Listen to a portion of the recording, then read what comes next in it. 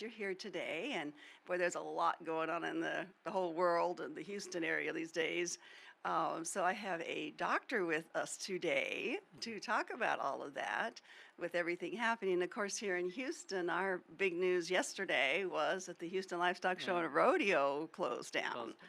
Right, so that's a huge thing here, and it's been all over the news, of course, and of course safety first. But it's been tough for everybody to Yes. have that happen. So I'd like to introduce Dr. Zadie, Hi. and good morning. Good morning, Evelyn. And How are how you doing? I'm good. I'm Yeah. good. Good. Was it hard to get away from your practice this morning to come and talk to us? Yes, I had to block my 2 hours schedule there Yeah. to arrange everything, but I'm happy to be here.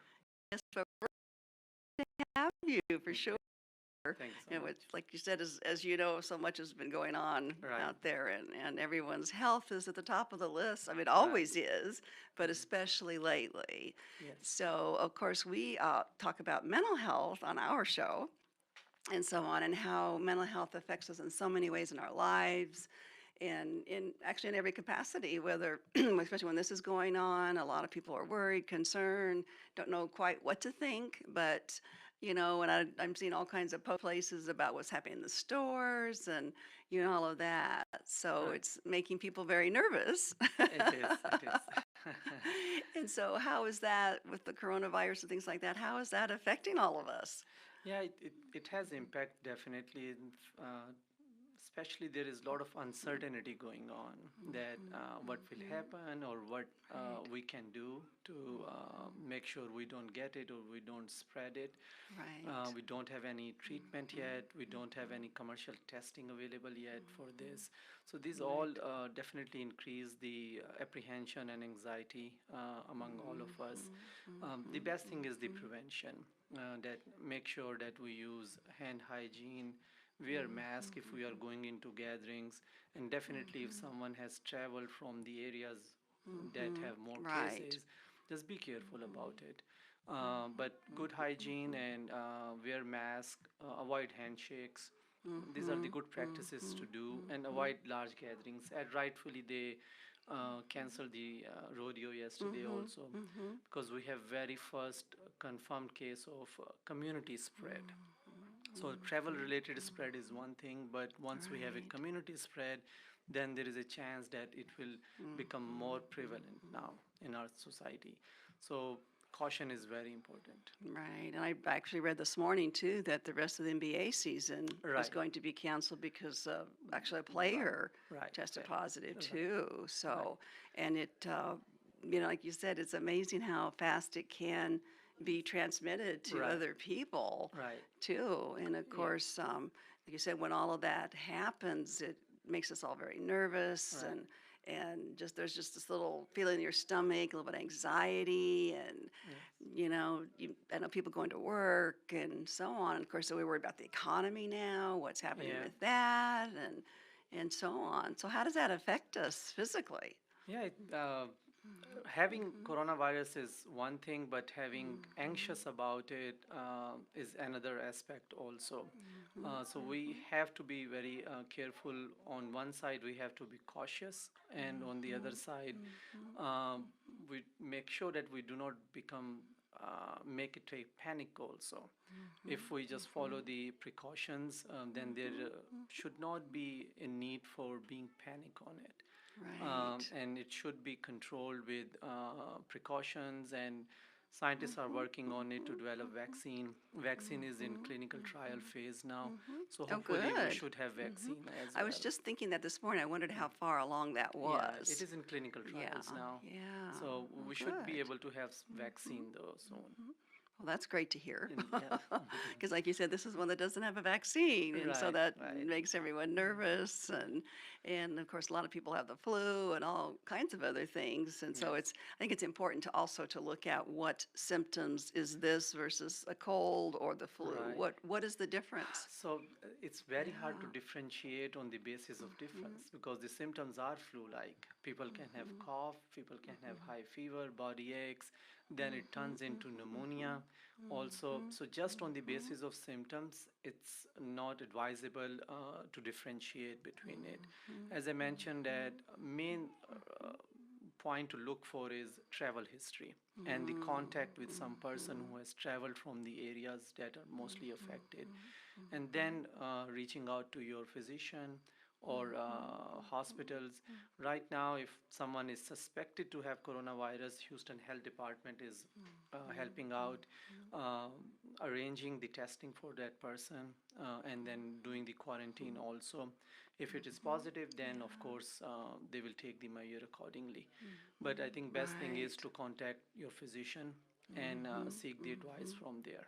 Right, because you have a very nice and very good practice I do. in Fort Bend County, which is just off University and Highway 59. It is. And I know that you see not small babies, but from babies all the way up to seniors Yes, I do. into. And so that's wonderful that Thank you. that you help so many people. Have you seen your practice rise Yes, in there are a lot of, patients? yeah, there are a lot of Mm-hmm. questions. There are a Mm-hmm. lot of, as I Mm-hmm. mentioned, apprehension and anxiety. Even people who have allergies or common cold, they have been calling and coming to clinic as well, just with the fear that they might have coronavirus. And they are rightfully, they should be concerned. Everyone should be concerned. Right.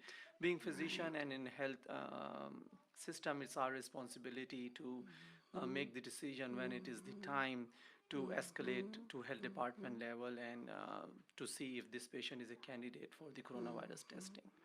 Right, and I've thought about people like yourself that are doctors that are seeing people Right, all the right, time, and right. so do you wear gloves up to here and masks and all kinds of It, things? And we try our best. We use hand sanitizer and wear right. gloves whenever it is necessary. And if there is a concern for some transmission, if someone is coughing, then wear mask as well.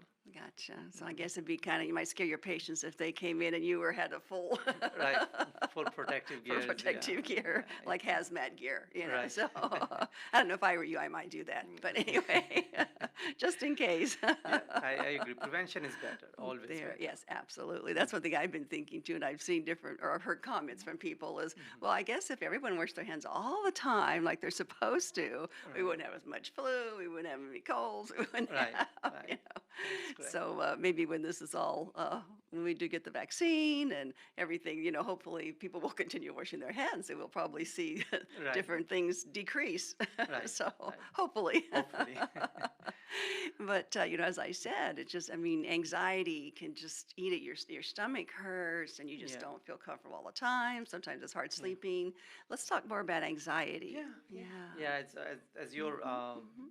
main audience and main topic is mental health and related Mhm. subjects. Mhm. Mhm. So Mhm. anxiety definitely comes out of the health-related pandemic like we have right now also.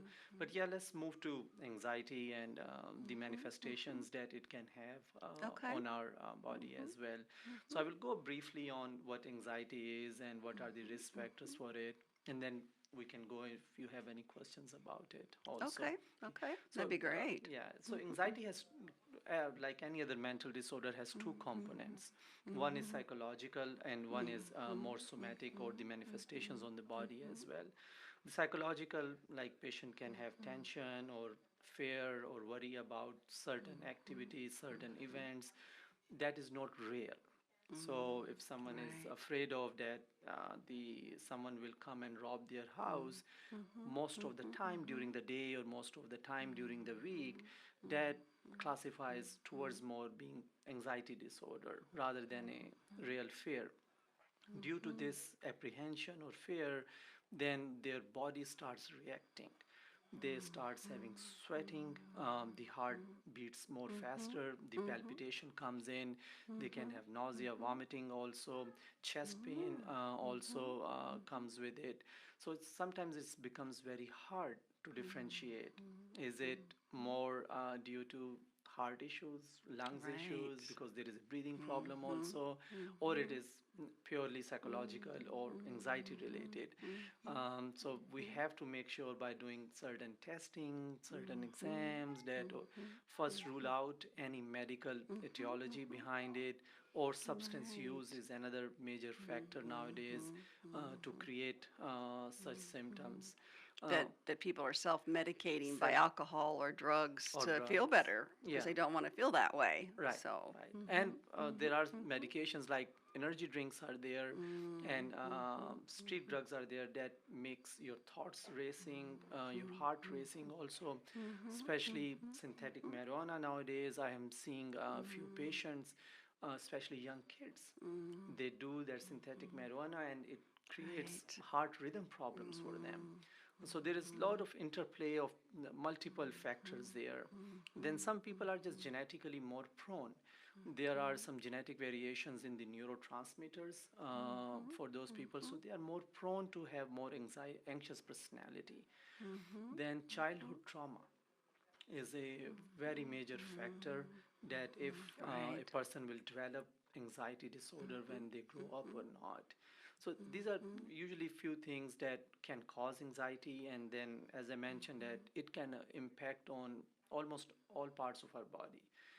We can our brain, our thoughts, our heart, lungs, our stomach, or the GI system, they all can be impacted by anxiety Right. as well as for depression also. Yeah, that's why I hear so many people I have anxiety, but boy, my stomach hurts all the time, like you Right, said, or right. whatever. So there's Yeah, the upper yeah. GI part you were talking about there Right, too. So, right.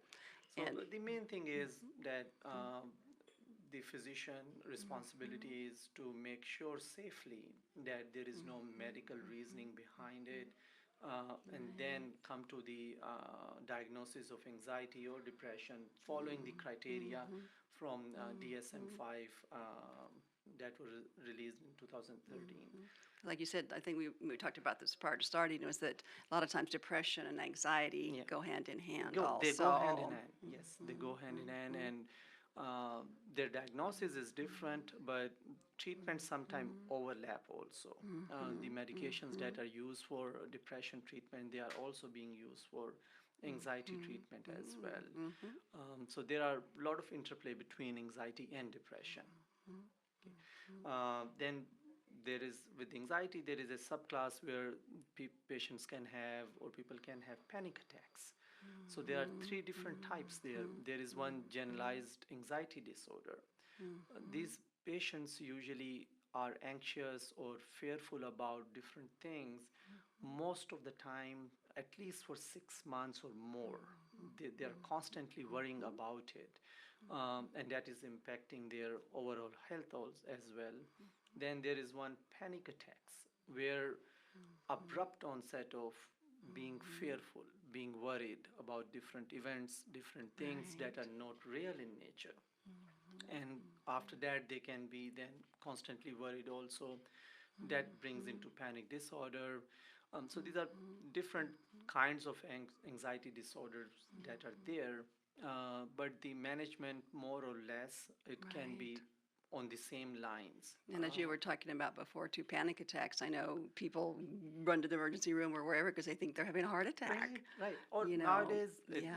the if someone has baseline anxiety or panic disorder, and we hear about coronavirus now so much, it can It the, just adds to it. adds to it, What and they have already going on. right, right, and they might visit ER more, or they might be worried about themselves getting it more. Right. So it can exacerbate their panic attacks or anxiety as well. Sometimes it can be helpful. I mean, it's a possibility that they are Right. more Yeah. precautious about it, and they don't get it or they prevent it from it. But at the same time, it can definitely affect their baseline anxiety And that also. can be, so many times you think, oh, a panic attack, something major happened in your life, and so on. But it can be things just too, like with different people that don't have enough money to pay the bills that month, that their job's not paying enough, or their Right, hours were cut back, or right, you can get a panic attack from right. that also. Yeah, it can be very minor thing. Being worried, as I mentioned, that Right. it just if you're being worried all the time that someone will break into my house, or it can be very minor that okay, I do not want to drink or eat because Right. it hurts me, and I have few patients who have all the testing done, endoscopies done, their CT scan, chest, ultrasound. We do not find anything, Right. but still they have this complaint that okay, I cannot eat or drink a specific thing because it hurts me more. So these are the symptoms that can bring out the diagnosis about anxious or depression line. Right. Because you've already eliminated any of the other tests Right, out there to check. And that probably makes them feel better, right, but they still are going to need help with that right, anxiety. right. That is correct. There are some diagnostic questionnaires that usually we keep in clinics. One is called GAD-7. There are seven questions and they have different points. So we usually, when patients are checking in on their intake forms, we have one there and they mark that, and then I can see, or physician who are there, they can see if they qualify to discuss about these things.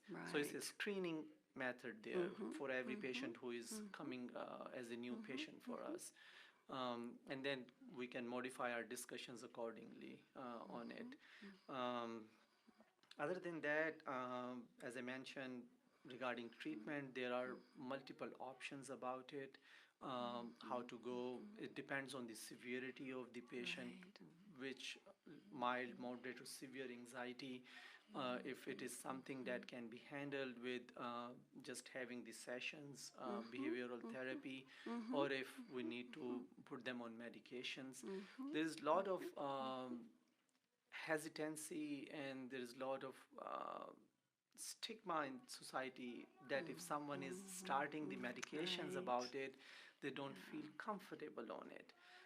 I will just give you example. I recently have a very young kid, 21-year-old kid, and he started coming to me saying that he has headache, he feels dizzy sometimes, cannot concentrate, and being worried about his health, that something is going on.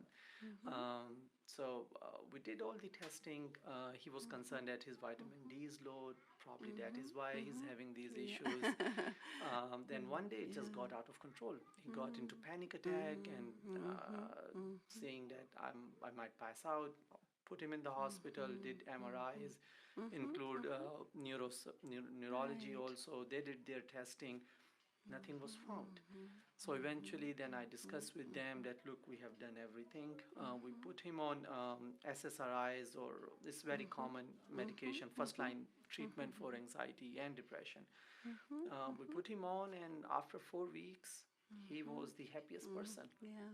He came to me after 4 weeks and says that You're a most of the miracle things are worker, fine, huh? everything is fine. So there is a reasoning Right. behind it. If these medications can help getting back to our baseline, then why not? And then there is Yeah. another misconception is that once you start these medications, probably you have to be throughout your life. That might be the case, but after 1 year, 6 months to 1 year, we can give it a trial of weaning them off from these Right. medications. I think Never that's very important. Excuse me, that it's bless you. important to make sure that you wean off Wean off. Wean off. medications We too, and cannot abruptly don't stop stop. it immediately, or Right. you will not Yes. feel well. Yes. So But that's why we have really good doctors like you to help thanks. people with that. Right, right. And yes, we are Yeah. here.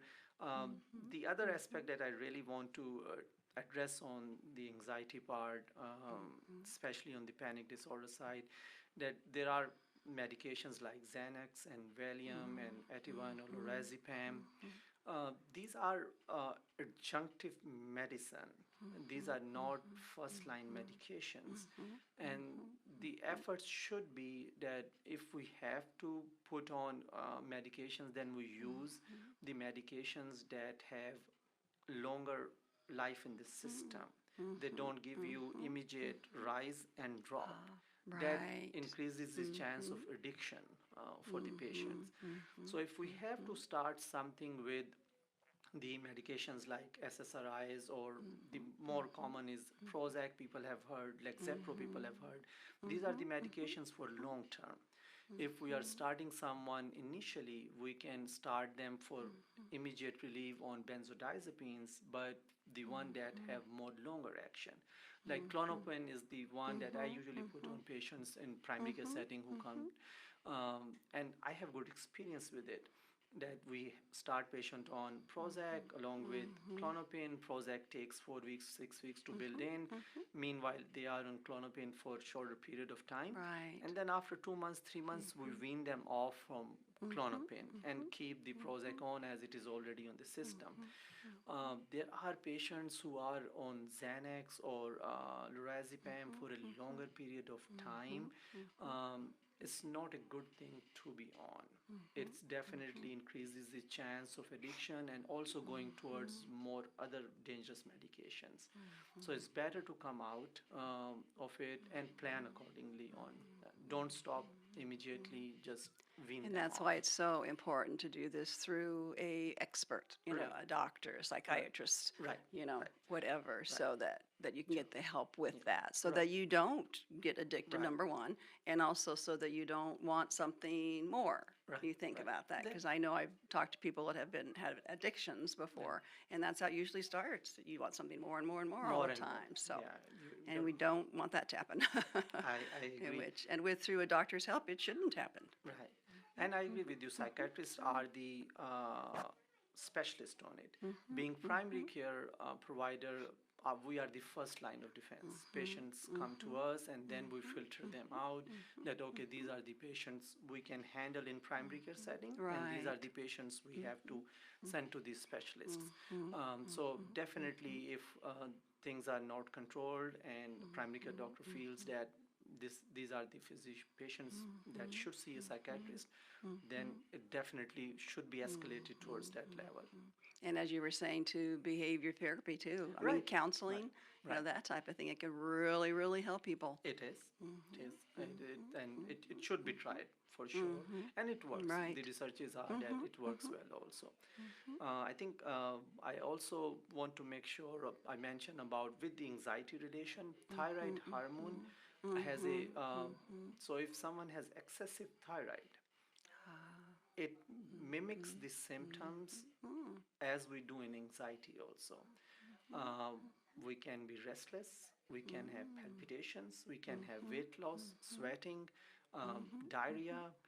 So these are all the symptoms that can overlap with anxiety. So, and patients can have both.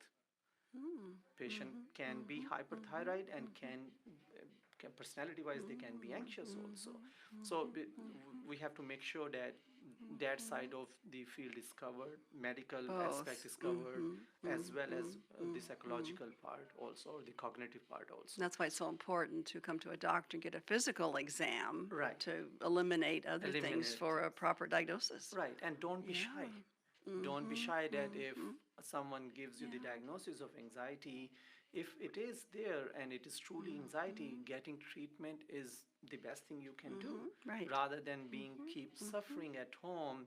And it's not just the patient themselves, it's the people around them. It can impact the whole family, especially if there's a young mother who's taking care of small kids and having this issue of anxiety also. It can complicate situations, it can complicate relationships, in fact. So it's better to talk to primary care doctor or psychiatrist about it if there is a situation there and you think that it might be helpful to put to get the treatment for it. Right. And you're seeing this in children as well as adults and Yes, everything, yes, right? yes.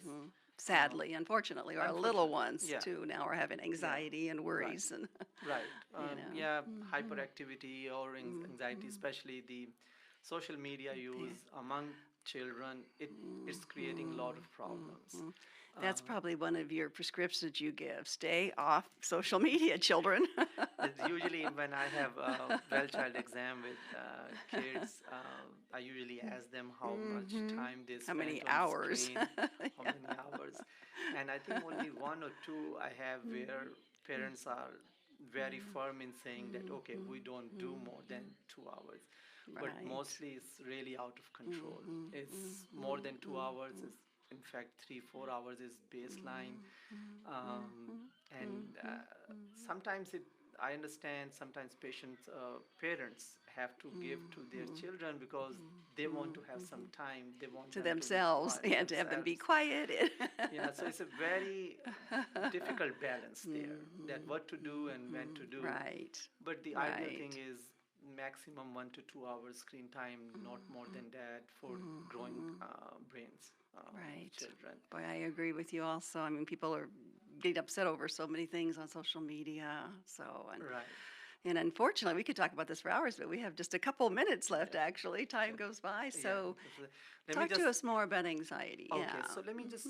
There are certain uh, thinking about the alternative medicine for anxiety.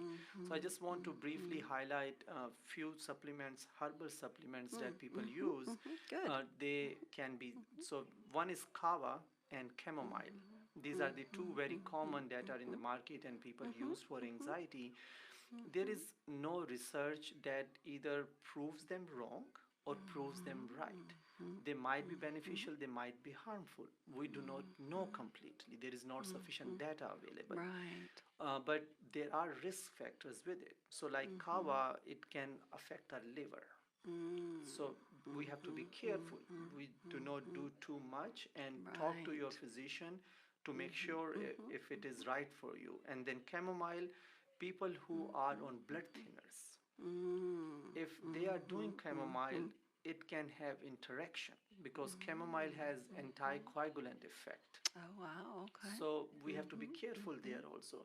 So do or not to do is the discussion that we should talk to the physician and then make an informed decision on it, especially people who are on multiple medications Ah, because they have right. interactions with it.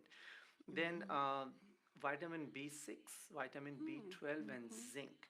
There are some indications, there is some data that it might be helpful for people who are having anxiety. So Interesting. trying vitamins or zinc